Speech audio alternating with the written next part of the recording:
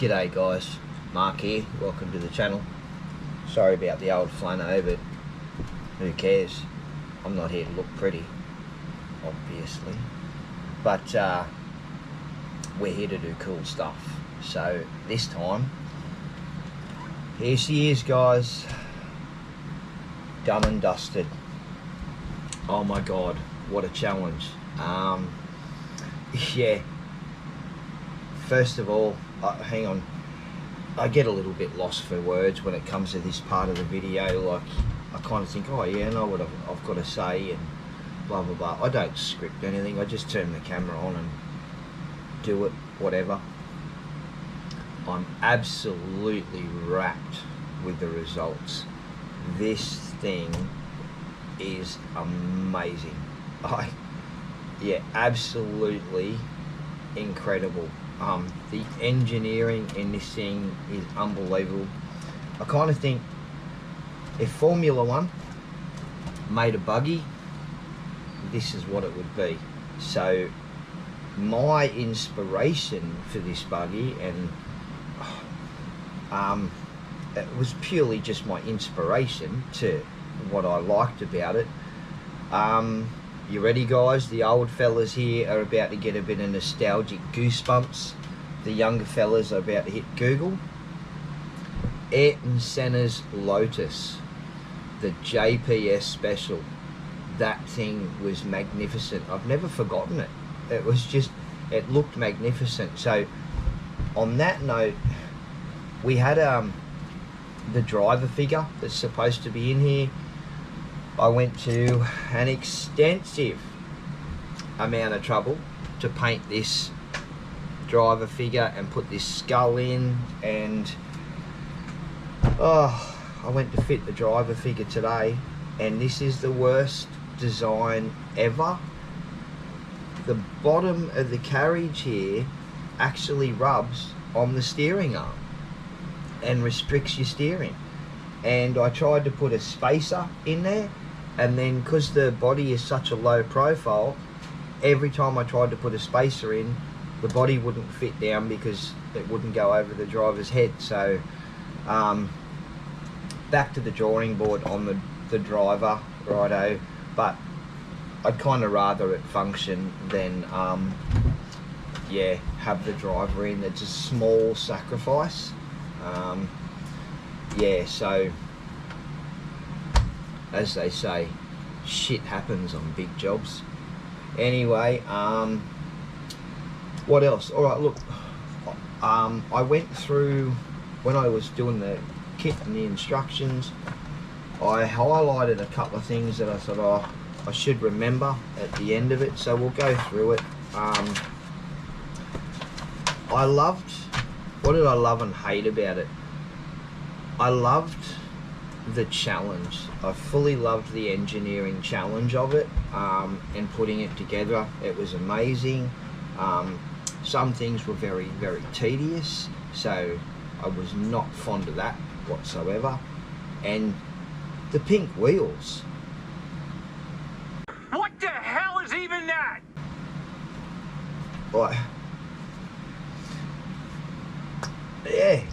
So I painted them, and then they looked actually quite nice, and it was never ever the intention to keep the pink wheels. The intention is to get some alloy V-locks, some black ones or something like that, or I might even get some black egress wheels.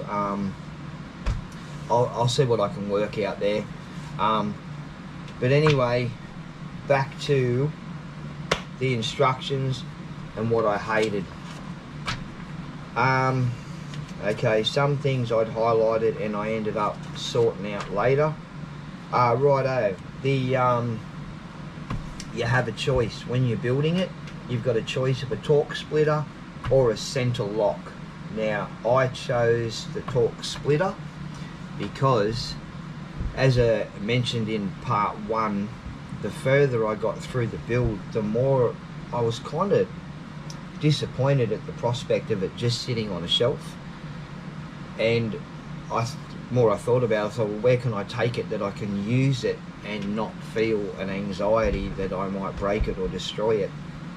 So we might put some drift wheels on it and take it to the drift track, or at very least we might have some fun in the big shed at work with it. So I went with the torque splitter because that should make it perform a little bit better drifting than having locked diffs.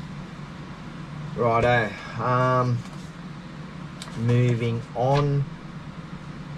Righto, step 15, where you put the wire on the front.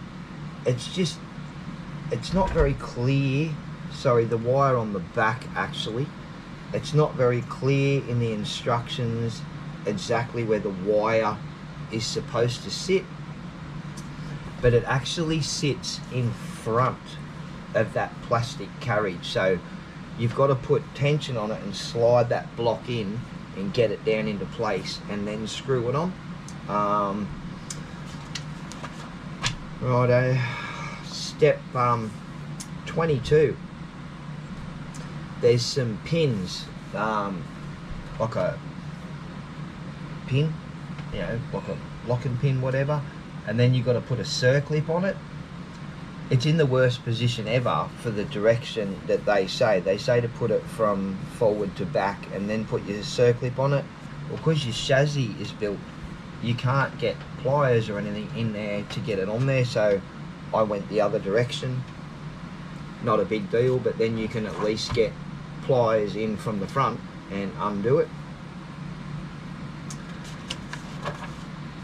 Righto, sorted that out as well. Step 31. There's a part that just appears. It appears that it's there, and there's no steps in the instructions that show you putting that in. And I went back through them, so if anyone else builds one of them or these or watches the video and says, yeah, it was in here and here, fine, but I've gone back through it. I can't even find the part listed in the parts on the side. So it is two little balls that screw into the front in there where your shock mounts. So pretty important, but not on the instructions, righto. But not a drama to do later either, and not a drama to work it out. I've already mentioned the driver figure and the steering arm here, so no need to go into that. But when it came to every video I've watched, they all recommended just not even bothering with the servo saver, just to put a decent servo in there with a normal servo arm. So that's what I did. At first I bought a 35 kilo servo, and then when I saw that it just mounted under the chassis and you can't even see it, I was like, well, what's the point? I might as well save that for another car. So we used the 15 kilo servo that came out of the big Capra. Seems to, I don't know, I guess we'll just see how that goes, eh? So yeah, I didn't worry about the servo saver. That's the driver figure and the head thing, righto.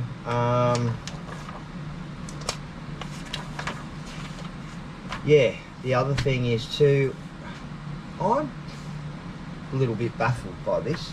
Now, after the body and everything goes on, you're supposed to put these two braces onto these balls, one on the top at the back and one on the top at the front. This thing is, it's magnificent, but to get the battery out, you're kind of dismantling the car. And I think if you go and put those on and off all the time, they're just going to get wear and become loose and fall off anyway. So I don't really see the point, unless you're going to beat the hell out of this car, which we are not. We are not. So yeah, for the instructions, that's it, guys. Get rid of those. You end up with a couple of spare parts, which I'm not really sure, because I'm a novice at kits. I'm not really sure whether they're spares or whether they're kind of like where they throw a kit together that's also got parts that would do another kit. I don't know, it's strange. The tyres,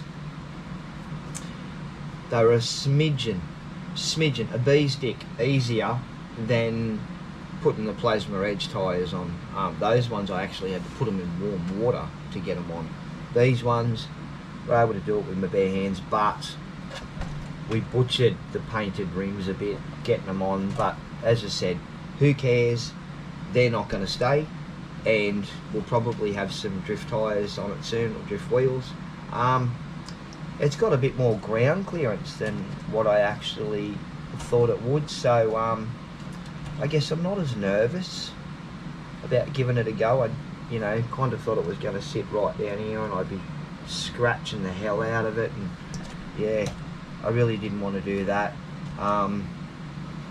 Like, I watched Tom Lee's video on this and he pushed his luck way too far in that skate park. We are not doing that. No. There's a chance we might take it to the skate bowl in Merriwar, where the local town, because it's a safe bet. There's a big bowl there. We don't have to jump the centre. There's a nice subtle little jump in the middle with a high and a low section, so you can jump from the low up to the high, which is probably not too bad, and get a bit of a feel for it. But we don't have to go stupid or wild. So alright guys, a quick little update that I had to include in the video because I would have felt like I was lying if I didn't. I know, stupid guilty conscience, but whatever. I had to confess, so to speak, I suppose. So the car was running beautifully. Like, you hold it up in the air, forward, reverse, steering, beautiful. I put it on the floor, drove forward beautifully, beautiful. Wasn't until after I made the first section of the video I thought, I'll just pick on the dog for a bit. So I put it down on the floor, was driving it around, then I went to put it in reverse and it wouldn't go in reverse. No, God! No, God, please, no! No! No! No! Bugger. So I turned to my street crew for some backup, sent a message to Adam from Adam's RC Playground, absolute legend. I sent him a couple of clips and said, you know, this is what's going on. He said he thinks that it's the ball diffs are not tight enough. So anyway, I was a little bit stressed and concerned. Oh my God, how am I going to pull all that apart? Because that's the first part. Until it dawned on me, I'm like, hang on, if I pull the wheels off and pull all the axles and everything out, I might be able to feed a screwdriver in through the side and fix it that way. Success. So yeah, that'll be up to Adam as to whether I actually got my black belt or not. I did find a way to fix it though, pretty well, man. Like, but anyway, I just want to say thank you to Adam. Huge shout out to him. Adam's RC Playground. If you haven't seen his channel, be a link in the description below. So anyway, let's see what happens now when we turn on this little switch here. Ooh, that was quick. Well, it's good to see that the teleportation machine is working. All right, guys, we're going to give this bad boy a run. Let's see how it goes.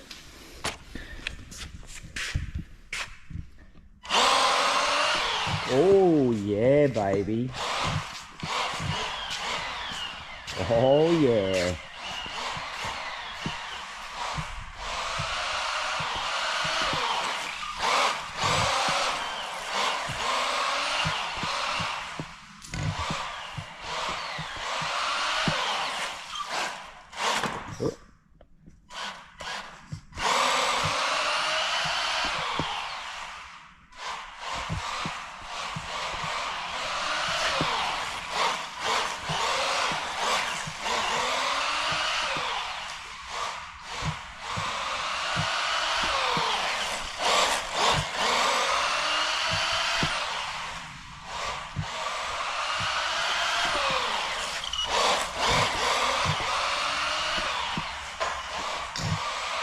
torque converter working beautifully.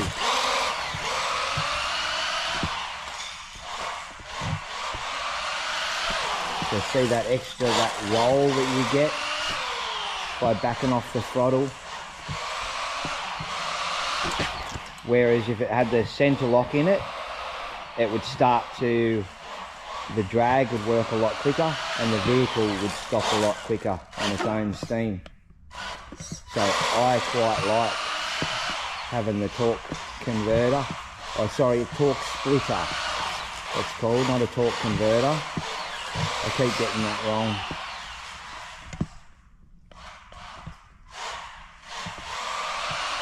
This thing is awesome.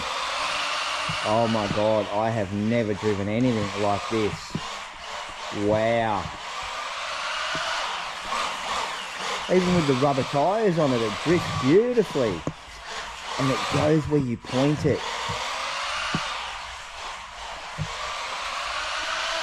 Oh, no wonder these were considered so good back in the day. And everybody wanted to race one.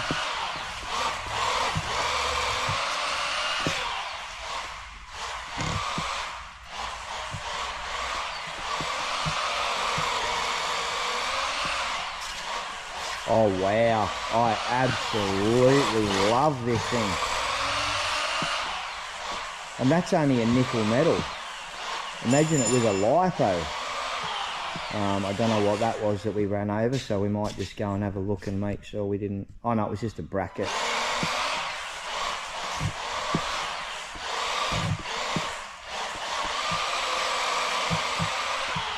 Oh my god. So yeah, I've definitely gotten over what this thing cost me.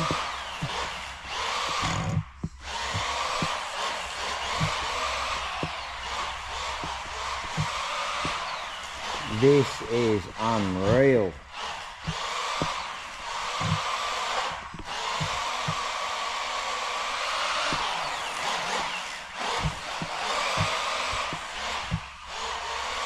It is a pleasure to drive it.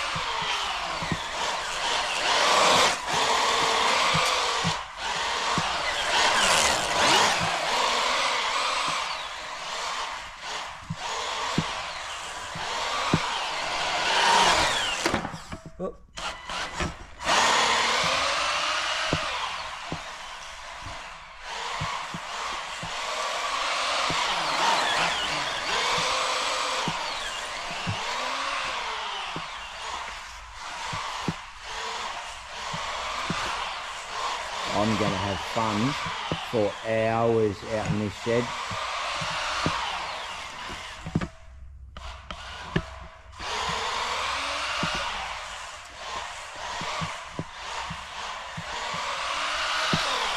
No wonder people that own these absolutely love them.